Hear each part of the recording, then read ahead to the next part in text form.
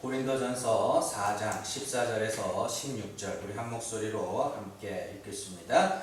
내가 너희를 부끄럽게 하려고 이것을 쓰는 것이 아니라 오직 너희를 내 사랑하는 자녀같이 권하려 하는 것이라. 그리스도 안에서 1만 스승이 있으되 아버지는 많지 아니하니 그리스도 예수 안에서 내가 복음으로 너희를 낳았음이라. 아멘. 말씀 나누겠습니다. 고린도전서 29번째 시간입니다. 스승과 아비의 차이. 지난주에 우리가 성도들이 믿게 되는 과정에서 일어난 일들이 전부 하나님이 주신 것인데, 그죠? 그래서 복음을 믿게 하신 분도 하나님이고, 복음 전도자를 만나게 하신 분도 하나님이고, 그렇죠? 그리고 믿게 하고 그 모든 인생 여정을 통하여 믿게 하신 분이 하나님인데, 너희는 어찌하여 점점 더 스스로 지혜로운 자가 되고, 내가 믿었어, 내가 깨달았어, 스스로 존귀한 자가 되느냐는 바울의 일갈에 대해서 살펴봤습니다. 성도는 복음을 듣고 깨달아 믿고 전하게 되는 과정에서 점점 비천하여지고 어리석은 자가 되어가는 것이 맞아요. 어리석은 자가 되어간다니까 아무것도 모르는 자가 아니라 예수밖에 모르는 자. 그렇죠? 그러니까 예수 말고도 나는 이거 했고 저거 했고 하는 그게 지혜로운 자 같으나 어리석은 자고, 정말로 나는 예수 아니면 아무것도 아니지, 나는 죄인일 뿐이지, 예수가 나를 거룩하게 하시는 이지, 이게 어리석은 자 같으나 지혜로운 자란 말이에요. 내가 부인되고 내 자랑이 없어져 가며 내가 쌓은 업적들이 사실은 내 영광을 위한 것일 뿐 아무것도 아닌 것을 알게 되었고, 나의 죄가 내 눈앞에 드러나는데 어떻게 그 과정에 있는 자들이 그리스도의 이외의 것들을 자랑할 수 있겠니? 그게 지난주 말씀이었어요. 과거의 영광에서 속히 벗어나셔야 돼요. 과거의 영광이라니까 뭐 내가 과거에 이루어냈던 그거는 아무 상관없죠. 내가 과거에 내가 내 자랑으로 갖고 있던 내 의, 내 거룩, 내 경건, 내 신앙생활의 그런 열매들 이런 거 있잖아요. 그걸 속히 벗어나야 돼요. 지난날에 내 자랑으로 갖고 있던 수많은 자기의와 자기 업적들이 삭제되어 가며, 아, 그리스도 안에서 의롭다 함을 받아야 되는 거구나. 아, 그리스도 안에서 거룩하게 되는 것이구나. 그러면 내 의와 내 거룩은 더해져서는 안 되는 것이구나. 이걸 배워가는 거란 말입니다. 그러니까 성도가 그리스도를 믿으면 믿을수록, 알면 알수록 점점 더 비천에 처하게 되는 거죠. 어리석은 자로 낮아지는 것이 맞는 거예요. 성도는 명품 신앙인으로 거듭나는 것이 아니라 예수가 아니면 마땅히 멸할 티끌 같은 자임을 확실하게 알아가는 겁니다. 우리 안에 그리스도가 존귀하게 되는, 사도 바울이 빌립보서에서 내 안에 그리스도께서 존귀하게 되기를 원하노라 라는 그 말은 내 겉사람이 형편없는 자로 낮아지면 낮아질수록 내 안에 나를 거룩하게 하시는 예수 그리스도, 내 속사람이 날로 더욱더 귀하여져 간다. 그게 그리스도가 존귀해져 가는 거라니까요. 그렇게 내가 저주받을 죄인임을 알아가는 중에 성도는 겉으로 드러나는 변화도 나타나고, 이전과는 다른 삶이 나타나고 마땅히 멸할 죄인인 나를 대신하여 십자가에 오르신 그리스도를 증거하게 되는 겁니다. 그러나 그 복음이 증거될 때에 사람들은 인간의 가능성과 인간의 의를 무시하는 복음 전도자들을 박해하나, 성도는 천국이 어떤 곳인지, 구원은 어떻게 얻어지는 것인지를 실제로 살아내면서 전하는 자들이기 때문에 박해를 받아도 참고 비방을 받아도 권하게 되는 것이죠. 그게 지난주의 말씀이었어요. 한번 볼까요? 자, 10절부터 13절까지 같이 읽습니다. 우리는 그리스도 때문에 어리석으나 너희는 그리스도 안에서 지혜롭고, 우리는 약하나 너희는 강하고, 우리는 너희는 존귀하나 우리는 비천하여 바로 이 시각까지 우리가 줄이고 목마르고 헐벗고 매맞으며 정처가 없고 또 수고하여 친히 손으로 일을 하며 모욕을 당한 즉 축복하고 박해를 받은 즉 참고 비방을 받은 즉 권면하니 우리가 지금까지 세상의 더러운 것과 만물의 찌꺼기 같이 되었도다. 여기 보시면은 12절 13절에 보면 사람들이 세상이 사도 바울과 복음 전하는 자들 어떻게 했다 그래요? 모욕을 당하고 박해를 받고 비방을 당했다고 그렇게 이야기를 하죠. 왜 그래요? 그들이 전한 복음이 보편적인 인간이 듣기에 기분 나쁜 말이거든요. 죄인이야. 너 죄인이야. 예수를 믿어야만 구원에 이룰 수 있어. 네가 아무리 선하게 살고 착하게 살아도 그것으로는 구원에 보탤 수가 없는 것이야 라고 말하니까 사람들이 그러면 내가 행한 건 뭐야? 이렇게 되는 거예요. 내가 행한 건 뭐긴 뭐야. 다 네 유익을 위해서 한 거지 라고 하면 비방을 받는 거예요. 그럼에도 불구하고 성도에게는 세상을 긍휼히 여기는 마음이 있어서 비방을 받아도 박해를 받아도 그걸 전하게 된다. 그렇게 이야기를 하는 것이죠. 자, 여러분들 천국은 어떤 곳이라 그랬죠? 천국은 구원받은 우리가 높임을 받는 곳이 아니라 불가능한 우리를 아들을 통하여 구원하신 하나님의 은혜가 찬송받는 곳이라고 그랬죠. 잘 아셔야 됩니다. 천국 가면 내가 천국에 왔구나 이게 아니라요. 이게 아니라 하나님 어떻게 나 같은 게 여기 와 있을 수 있나요? 다 은혜네요 라고 찬송하는 곳이에요. 거기는 우리는 그 은혜를 찬송해야 하는 자리에 서서 예수 그리스도와 하나님의 은혜의 풍성함이라는 꽃을 드러내기 위하여 존재하는 잔디 같은 자들이란 말입니다. 꽃만 실컷 꽂아 놓으면 뭐 이렇게 있지만 잔디가 깔려 있어야 이게 돋보인단 말이에요. 그런 거예요. 우리는 그래서 하나님이 이렇게 죄를 먼저 가르쳐서 그들의 죄를 사하여 구원하시는 거란 말이에요. 먼저 벌거벗겨 놓고 새 옷으로 입히시는 거예요. 죽여서 살리내시는 거예요. 그래야 우리가 난 죽은 자인데 어떻게 산 자들의 나라에 와 있지? 하나님의 은혜구나 라는 걸 배우고 고백하게 된단 말이에요. 그래서 성도는 이 땅에서 점점 자랑할 것이 많아지는 자가 아니라 자랑할 것이 점점 없어져 가는 것이 맞는 거예요.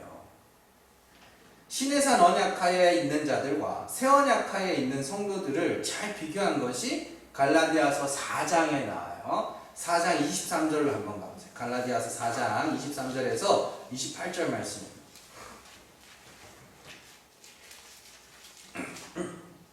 갈라디아서 4장 23절에서 28절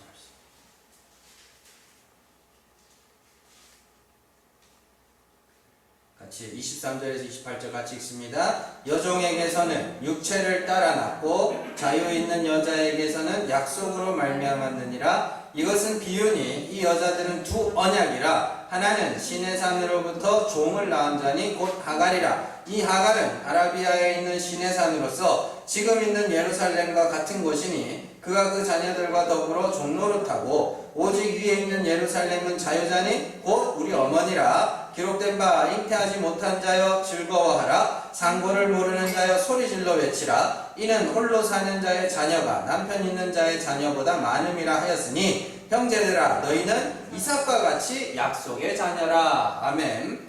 하갈은 신의 산 언약을 상징하는 여자입니다. 다른 말로 하면 율법 아래에서 스스로 구원에 이르고자 하는 자들, 그게 신의 산 언약 아래에 있는 종들이에요. 믿음에 율법의 행위를 더하고자 하는 자들이기도 합니다. 이들의 특징은 뭐냐면 스스로 열매를 맺는 자들이죠. 스스로 열매를 맺는 자.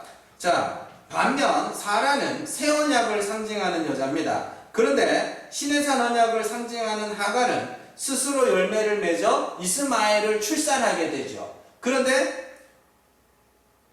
이 신의 산 언약을 상징하는 이 여자를 뭐라 그러냐면 잉태치 못한 자, 상고를 알지 못한 자. 이게 뭐냐면 스스로 열매를 맺을 수가 없는 거예요. 아무 열매가 없는 거예요. 하갈은 자기가 낳은 아들, 스스로 맺은 열매, 인간의 율법의 행위. 그게 뭐야? 내가 하나님 앞에 이걸 내놓겠다는 거거든요. 그래서 아브라함이 뭐라 그래요? 아브라함이 하나님한테 이스마엘을 상속자로 세우려고 그러죠. 그게 하나님 앞에 그걸 내놓는 거예요. 그 열매를. 그 하나님 뭐라 그래요? 그게 아니야. 이래버리죠. 그런 이야기예요. 자, 그런데 사라를 보면 잉태치 못한 자, 상고를 알지 못한 자라고 부르면서 너희가 뭐하라 그래요? 기뻐해. 왜요? 왜 기뻐하라 그래요? 하나님이 약속을 따라서 아들을 낳을 거예요. 그게 성도야.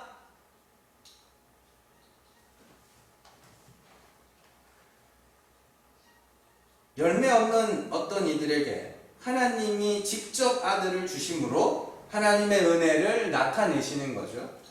율법을 통하여 죄를 고백하고 율법을 통하여 죄를 알면 내가 율법으로 맺었던 열매들이 거기서 다 없어지는 거니까. 율법을 통하여 죄를 고백하고 나는 열매 없는 여자임을 고백한 자들에게 하나님이 예수라는 입술의 열매를 맺게 하시는 거예요. 그러니까 내가 열매를 잘 맺고 있는데 그 예수를 하나님이 줄 리가 없죠. 그건 그렇게 되면 어떻게 돼요? 내가 맺은 건지 하나님이 주신 건지 구분을 할 수가 없는 거죠. 그래서 하나님이 열매를 못 맺게 하셔요. 열매 못 맺게 한다니까 아무것도 안 하네. 그게 아니라 열심히 해보긴 해보는데 자꾸만 내 죄가 자꾸 드러나는 거예요. 죄만 더 보이는 거예요.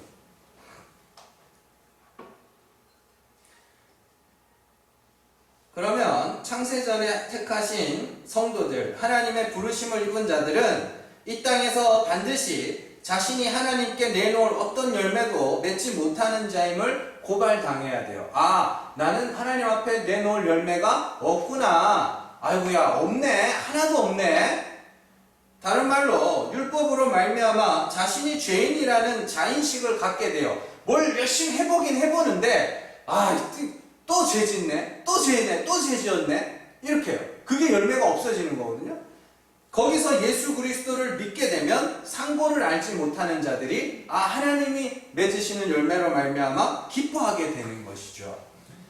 여러분들, 복음에는 자유가 있습니다. 나의 불가능을 알고 나는 하나님이 만족할 만한 열매를 맺을 수 없음을 알고 예수만 의지하게 된 자들에게는 나타나는 자유가 있어요. 그리고 그 자유는 막 살기 위한 용도로 사용되는 것이 아니라 나를 구원하신 예수 그리스도를 전하기 위한 도구로 사용되는 겁니다.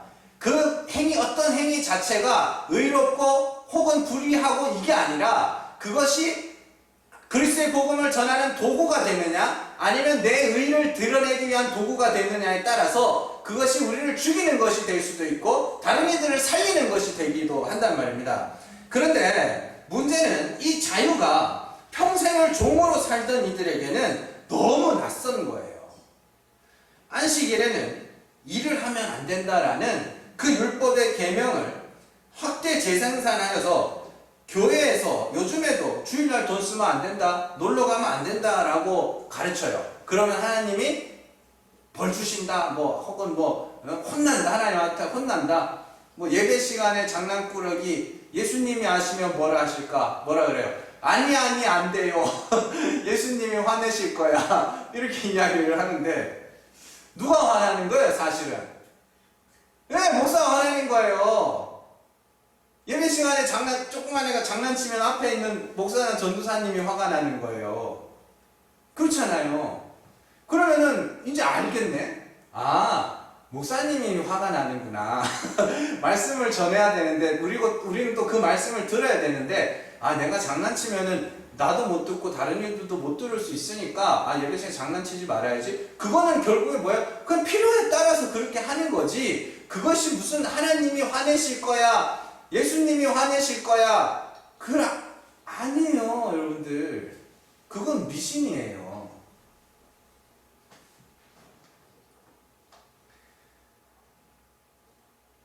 자, 교회들이 그렇게 재밌어요. 그러니까 안식일에 돈 쓰면 안 된다고 그러면서도 그들은 끊임없이 구원은 그리스도를 믿음으로 얻는데요. 그런데도 불구하고 안식일에 돈 쓰면 벌 받는데요. 그러면 예수 그리스도로 말미암아 죄사함을 받고 구원을 얻었으면 율법에서 벗어나야 된 자들인데 그들의 가르침은 자꾸 율법으로 다시 돌아가게 만드는 가르침이죠. 그래서 막 돈을 쓰면은 제 주일날 돈 썼어 이러고 막 뭐라 그러고 주일날 돈 안 쓰면은 믿음 좋다 이렇게 이야기를 하고 우리가 주일에 교회에 빠지지 말아야 하는 이유는 우리의 육신이 연약하여 수시로 내가 살았다 하는 방향으로 가기 때문에 말씀을 통하여 아니지 우리를 살리게 하시는 분은 그리스도지라는 것을 확인하기 위해서 될 수 있으면 모든 예배에 참석하라고 그러는 거예요. 들어야 되니까. 왜냐하면 우리의 육신의 방향은 자꾸 내가 살았다 하는 방향으로 가는데 그걸 계속해서 듣고 또 듣고 하면서 나는 죽었구나로 가야 되기 때문에 계속해서 들어야 되는 거란 말입니다. 그걸 예배를 빠지면 하나님이 어디 햇볕에 머리를 해가지고 머리가 띵 해가지고 하나님이 벌 줬다고 그렇게 해서 무서워서 교회에 나오면 하나님 그 두려움에는 형벌이 있다고 그러잖아요. 그게 진짜 무서운 거라고요. 마찬가지입니다. 우리가 주일날 돈 쓰면 하나님이 싫어한다고 하면서 버스비는 내죠. 택시비, 지하철비 내죠. 차 타면 기름값 나가죠. 헌금하죠. 요즘에 또 교회 자판기 설치해서 자판기 돈 넣어서 커피 타 먹죠. 그러면 어떻게 되는 거예요? 또 목사님들이 그래요. 교회에다 쓰는 건 괜찮다고. 그래서 예전에는요, 교회가 주일날 어디까지 돈을 써야 되는지 정해주기도 했습니다. 그래서 약 사 먹을 때는 써도 되고, 병원 갈 때는 써도 되고, 교회 오가는 차비는 되고, 헌금은 되고, 그 외의 건 안 된다. 진짜 열심히 지켰어요, 옛날에. 옛날에는 저희 어머님이 약도 못 사 먹겠어요, 주일날에.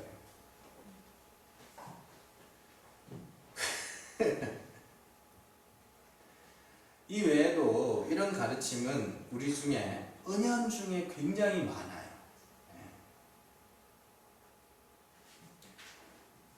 근데 이런 가르침들이 자유자인 우리를 다시 종의 멍에를 매게 만드는 것이라고 바울이 말해요. 갈라디아서 5장으로 갈라디아서 5장 1절에서 4절. 갈라디아서 5장 1절에서 4절.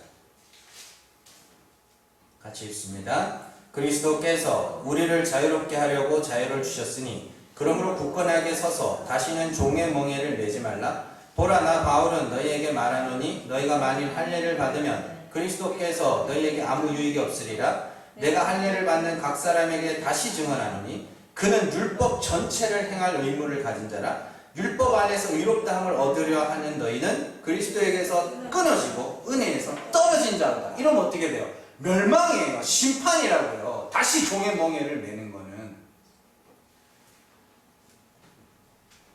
아까 읽었던 4장 말씀에 바로 뒤이어 나오는 말씀이죠. 그리스도께서 우리를 자유하게 하시려고 자유를 주셨어요. 자유는 내게는 하나님께 내놓을 열매가 없습니다. 그래서 나는 예수밖에 의지할 것이 없습니다. 그걸 아는 자들이 자유한 자들이에요. 그걸 사라가 대표적으로 보여주는 것이고, 그러면서 바울이 다시는 종의 멍에를 매지 말라고 해요. 그러니까 종의 멍에가 뭐냐면 나의 어떤 행위로 의롭다함을 얻으려 하는 거. 그러면서 율법과 할례 이야기가 나와요. 여기서 율법과 할례는 무조건 종의 멍에가 아니라 그것으로 의롭다함을 얻기 위한 목적으로 행하는 율법과 할례예요. 거기 보세요. 4절 3절 4절 같이 읽습니다. 내가 할례를 받는 각 사람에게 다시 증언하노니 그는 율법 전체를 행할 의무를 가진 자라. 율법 안에서 의롭다함을 얻으려 하는 너희는 그리스도에게서 끊어지고 은혜에서 떨어진 자로다. 뭔 말인지 아시겠어요? 율법과 할례를 그걸 나의 의를 위하여, 내 의를 증명하기 위하여 행하는 것은 그리스도에게서 끊어지고 은혜에서 떨어지는 거라고 그렇게 해요. 그러면 율법과 할례가 어떻게 해요? 그냥 복음을 전하기 위해서 혹은 개인적인 유익을 위해서 그렇게 사용하면 아무 상관없어요. 그거는. 요즘에 이 젊은 사람들 사이에서 이 자위를 하지 말자라는 자위를 하지 말자라는 그런 이런 운동 같은 게 있어요. 그 왜냐하면은 이게 사람이 받을 수 있는 자극 중에 제일 강한 자극입니다. 그게. 그래서 그걸 이렇게 자위를 한번 하고 나면은 사람이 그 호르몬의 영향으로 다른 걸 아무것도 하기가 싫어져요. 아무것도 하기가 싫어요. 그래서 자라나는 청소년들이나 20대, 30대 한창 일하고 공부해야 될 사람들이 거기에 이렇게 뭐 포르노나 이런 거에 빠져가지고 자위를 하고 이렇게 되면 매사에 의욕이 없어져요. 그래서 하지 말자. 이런 거 얼마든지 괜찮잖아요. 괜찮아요. 그런데 그거는 죄고 그거는 불의한 거 이렇게 가르치면 안 된다는 소리예요. 죄 맞죠. 죄 맞는데 그게 안 하는 게 의고 이렇게 가르치면 안 된다는 소리예요.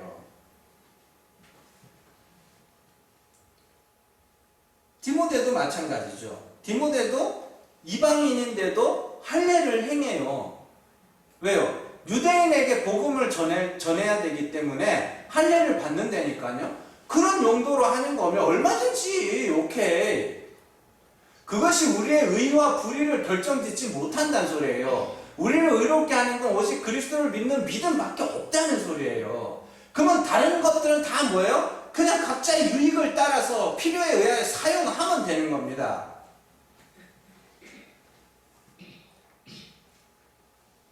바울이 지금 금하는 것은 율법 안에서 의롭다 함에 이르기 위한 율법 지킴.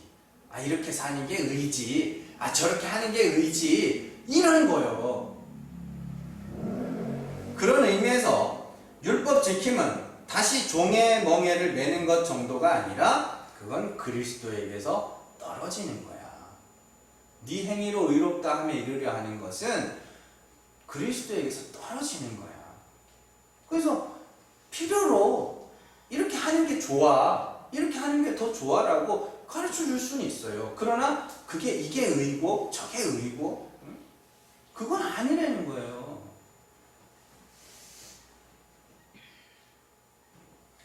하나님은 반드시 죽은 자를 살리시는 분이기 때문에 우리는 스스로 살았다 해서는 안 돼.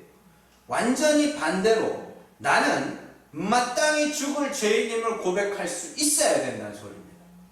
그래야 오직 그리스도로만 구원에 이를 수 있기 때문이에요. 그런데 문제는 어떤 이들이 자꾸만 율법으로 의롭다 함에 이르도록 가르치는 자가 있다는 거예요. 율법으로 의롭다 하니까 막 구약 성경을 막 뒤져가지고 이걸 해야 되고 단순한 그런 이야기가 아니라 여러분들이 스스로 의롭다 함을 받아야 된다고, 스스로 의에 이룰 수 있다고, 그리스도를 믿는 믿음으로 말미암은 의에 인간의 행위를 더해야 된다, 보태야 된다고 가르치는 자들이 있는데 그들이 많다 적다 어마어마하게 많다는 거예요. 어마어마하게. 그리고 더 큰 문제는 그들을 따르는 자들 역시 압도적으로 많다는 거예요. 왜냐하면 인간들은 죽는 게 싫거든. 나는 죄인일 뿐이구나. 나는 예수만 의지해야 되는 자구나. 나는 마땅히 저주받을 그런 죄인이구나를 고백하는 그 죽음을 죽기가 싫거든요. 그래서 누군가가 너 살 수 있어, 살 수 있어 라고 부추겨주면 그게 좋아가지고 다 따라가는 거예요. 다.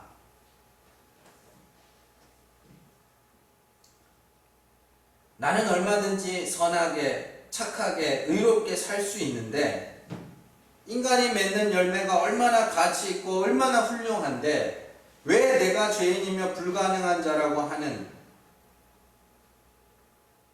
그 마음이 죄인입니다. 여기 앉아서는 그렇죠. 죄인이죠. 근데 막상 그게 내 현실 속에 나타나면 어떻게든지 가리려고 그러고 숨기려고 그러는 게 인간의 속성이란 말이에요. 그런데 누군가가 와서 잘 가리게 해주는 거예요. 이렇게 사는 게 의야. 이렇게 살면 하나님이 기뻐하셔. 저렇게 살면 하나님이 기뻐하셔. 사실은 잘 들어보면 누가 기뻐하는 거냐면 그거 말하는 사람이 기뻐하는 거거든요. 하나님이 기뻐하시는 자가 누구예요? 그리스도 안에서 죽은 자들입니다. 그걸 살리실 거기 때문에.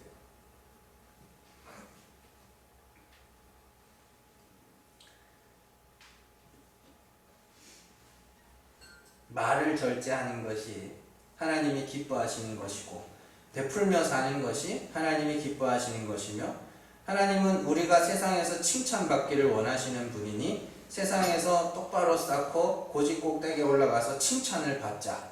이런 가르침들이 얼마나 사람의 심장을 두근거리고 뛰게 만드는지 몰라요. 그러나 진리는 아닙니다. 너희는 죽은 자야. 그게 나쁘다는 게 아니에요. 얼마든지 하세요. 얼마든지 하세요. 그러나 그 일을 행함으로 보람과 기쁨을 얻었으면 그걸로 끝내세요. 그것이 하나님 앞에서 우리의 의가 될 수 없다니까요. 그런 것들은 우리가 천국의 삶을 맛볼 수 있도록 하기 위한 하나님의 배려예요. 여러분들 정말로 어렵고 가난한 사람들, 그래서 도움이 필요한 사람들 이렇게 도와주고 나면 마음이 어때요? 뿌듯하죠? 예, 그걸로 끝내세요. 그럼 됐잖아요. 그걸 쌓아가지고 하나님 앞에 가져가려고 그런다니까요. 교회가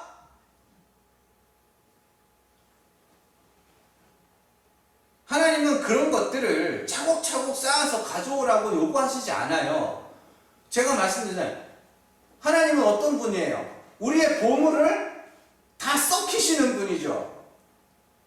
곡간을 다 썩히고 좀 먹어서 옷도 다 먹어치우고 벗어 금도 녹슬게 하시는 분이에요. 금은 녹이 안 쓰거든요. 근데 하나님은 금을 녹슬게 한대요. 우리 마음에 내가 행위로 갖고 있는 내 자랑으로 하나님 앞에 내 열매로 갖고 있는 그런 보물 같은 것들을 반드시 다 썩히실 거라는 거예요. 그리고 그리스도라는 보물로 그 곡간을 채우실 거라는 거거든요.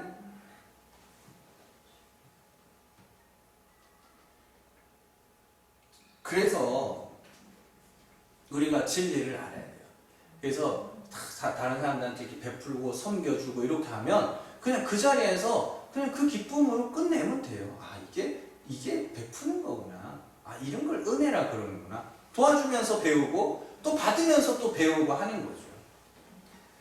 자, 오늘 말씀 잘 보세요. 바울은 자신을 아비라 그래요. 그죠? 그리고 어떤 이들은 스승이라 그럽니다. 근데 스승은 몇 명? 몇 명? 1만 스승. 많이 되는 겁니다. 그죠? 그리스도 안에서 1만 스승이 있으되 아버지는 많지 않다. 그러면서 바울이 고린도 교회를 향하여 너희는 내 사랑하는 자녀다. 그러고 또 뭐라 그래요? 내가 그리스도 예수 안에서 내가 복음으로 너희를 낳았다. 이렇게 이야기를 하죠. 이걸 보면서 막 목회자가 자녀들을 사랑하는 마음으로 막 이렇게 해야 된다고 이렇게 이야기를 하는데 그게 아니에요. 자, 바울이 그 사람들을 위해서 한 일이 뭐예요? 바울이 고린도 교회를 위해서 한 일. 2장으로 가서 2장 1절에서 2절. 2장 1절에서 2절.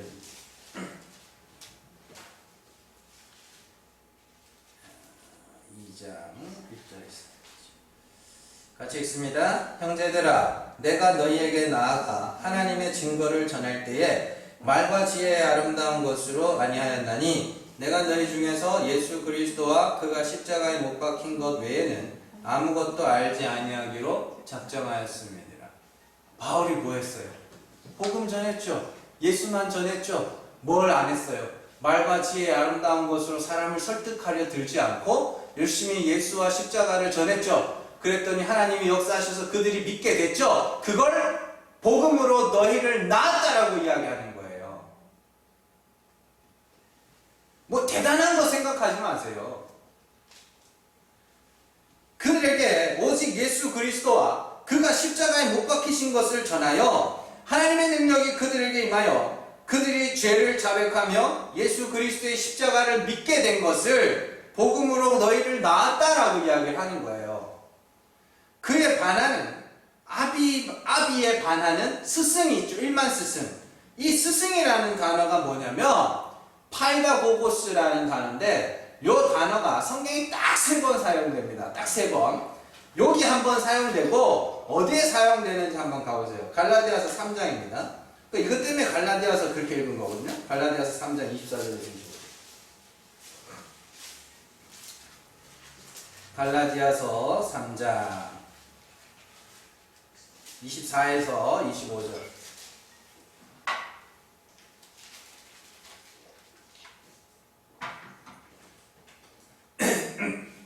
같이 있습니다. 이같이 율법이 우리를 그리스도께로 인도하는 초등교사가 되어 우리로 하여금 믿음으로 말미암아 의롭다함을 얻게 하려 함이라. 믿음이 오늘은 우리가 초등교사 아래에 있지 아니하도다. 요 파이다고고스 초등교사 있죠. 24절에 한번 25절에 한번 나오죠. 요게 곧 스승이에요. 파이다고고스.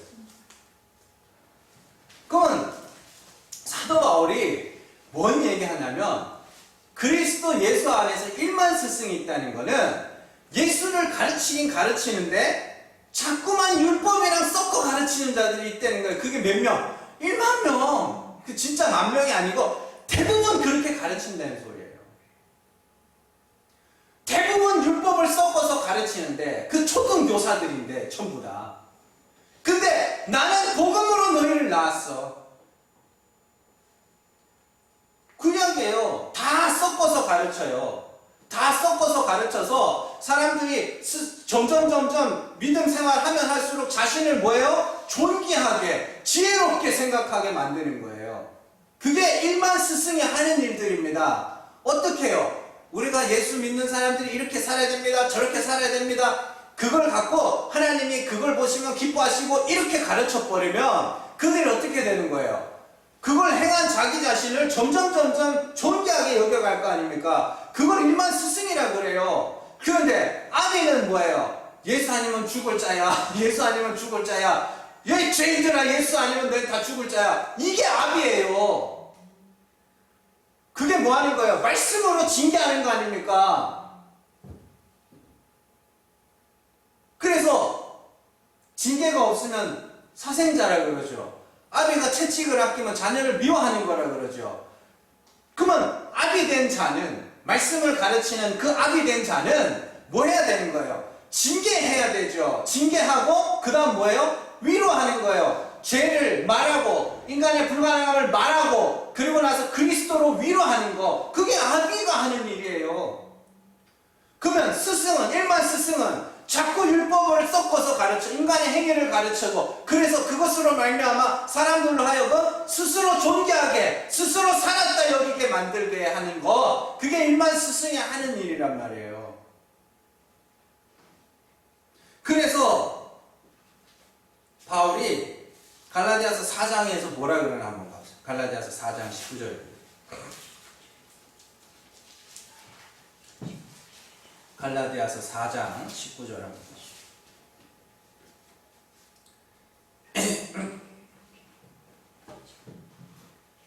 갈라디아서 4장 19절 같이 읽습니다. 나의 자녀들아 그 너희 속에 그리스도의 형상을 이루기까지 다시 너희를 위하여 해산하는 수고를 하노니. 아멘.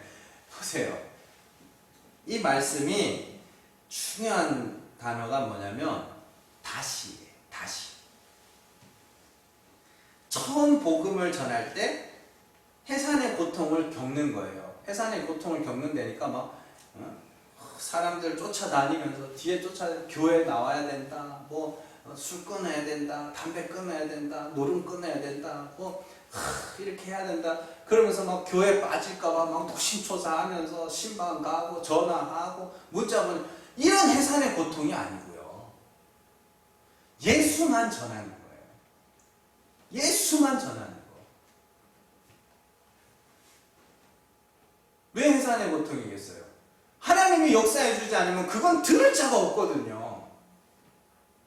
바울이 그렇게 이야기하는 거 아닙니까? 복음이라는 것이 유대인에게는 뭐 거리끼는 거, 헬라인에게는 뭐 그런 거지만 못 듣는 거지만 하나님의 택하신 자에는 유대인이나 헬라인이나 하나님의 능력과 하나님의 지혜라고 그러잖아요. 십자가의 도가.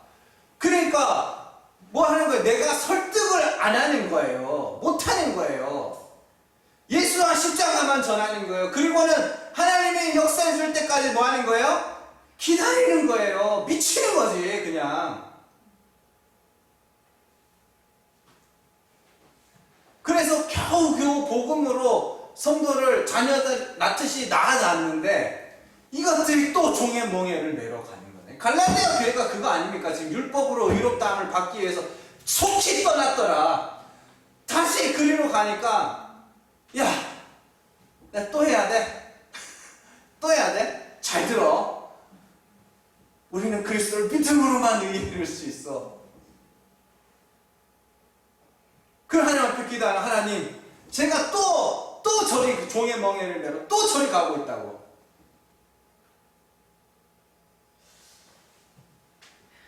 그럼 그리스도의 형상은 뭐예요? 뭐긴 뭐예요? 죽었다 살아나는 거지. 부활하는 거지. 그리스도의 형상을 이룬다는 건 예수님처럼 착하게 사는데 뭘 착해요? 착하긴. 욕을 얼마나 잘하셨어요. 그냥 이렇게 없이 사는 사람, 없이 사는 것도 아니고 아픈 사람들 이렇게 오면은 막 와서 병 나아주고 하면서도 병 고쳐주시면서도 뭐라 그래요? 벳세다야 고라시나 내가 이거를 두루와 시돈에 행하였다면 그들이 죄를 띄었고 회개를 했을 거다. 실컷 병 고쳐주고 나서 그러신다니까요.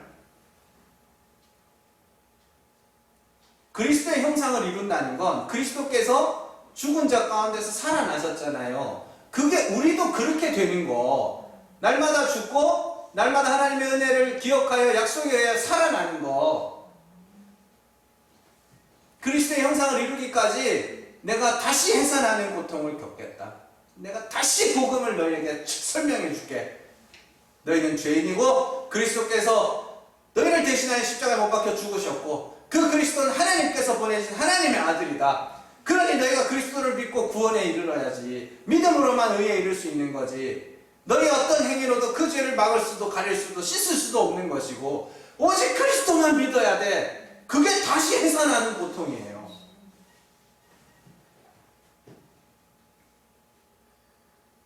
바울이 말하는 해산의 고통은 신방 다니고 삐지면 달래주고 교회 빠질까봐 막 도심초사하는 그런 해산의 고통을 말하는 게 아닙니다. 진짜 해산의 고통은 아담적 본성과 싸우는 해산의 고통. 가만 놔두면 뭐예요? 놔두면 자꾸 지가 살았다. 내가 살았다. 그러고 그거 하고 싸우는 거예요. 너는 죽은 자야. 그리스도에 너희가 살아나는 거지. 너희는 죽은 자야. 그럼 또 하루 지나면 또 살았다. 또 살았다. 너희는 죽은 자야. 너희는 죄인이야. 예수만 믿어야지. 그게 해산의 고통이에요. 그 마음과 싸우는 게 해산의 고통이에요. 그러니까 여러분들이 그 말씀을 듣고 제가 전하는 말씀 복음을 듣고 그래, 내가 죄인이구나. 이전에는 내가 몰랐는데 어둠의 일에 나의 본체가 나의 실체가 가려져 있었는데 이제 봤더니 어둠의 일이 거쳐지고 빛이 와서 이제 봤더니 야 이건 죽어만 당한 죄인이구나. 근데 그리스도가 우리를 살리는구나. 그걸 날마다 확인하고 또 확인하고 그렇게 복음을 살아내시면서 이제 오직 예수만이 우리의 구원자 되심을 확실하게 알았다면 여러분들도 이제 누군가의 아비가 돼야죠. 그렇잖아요. 그래서 자녀가 어떻게 해요? 부모를 떠나 또 다른 아내를 얻어 뭐예요? 결국에는 자녀를 낳는 거죠. 여러분들이 복음을 듣고 깨닫고 이제 복음이라는 걸, 믿음이라는 걸 확실하게 깨달았으면 가서 누군가의 또 아비가 되세요. 아비. 왜 아비라 그래요? 왜 엄마라 안 그러고? 뭐 저기 어디는 하나님 어머니라 그런다는데 요즘 아버지가 실종된 사회라 그러면서 외국에서 그렇게 많이 믿는다 그래요. 하나님 어머니를. 왜 아비라 그래요? 씨를 내는 자가 누구야? 아비죠. 씨는 뭐예요? 말씀이죠. 그래서 그 씨로 다른 이들을 낳는 거예요. 그래서 내가 낸 씨를 누군가가 그 씨를 받아 가지면 그가 뭐가 돼요? 아비가 되는 거예요. 그럼 누군가 또 여러분들이 그 씨를 흘려보내면 그 씨가 누군가에게서 자라면 여러분들이 그 사람들의 아비가 되는 거고, 그래서 아비, 아들 이렇게 부르는 겁니다. 잘 기억하시고 먼저 자녀가 되시고, 제 자녀 말고요. 그리스도 하나님을 아버지라 부르는 아버지의 자녀들이 되시고, 그리고 나서 누군가의 아비가 되세요. 복음으로 누군가를 낳는 자들이 되시기를 주님의 이름으로 축원합니다. 기도하겠습니다.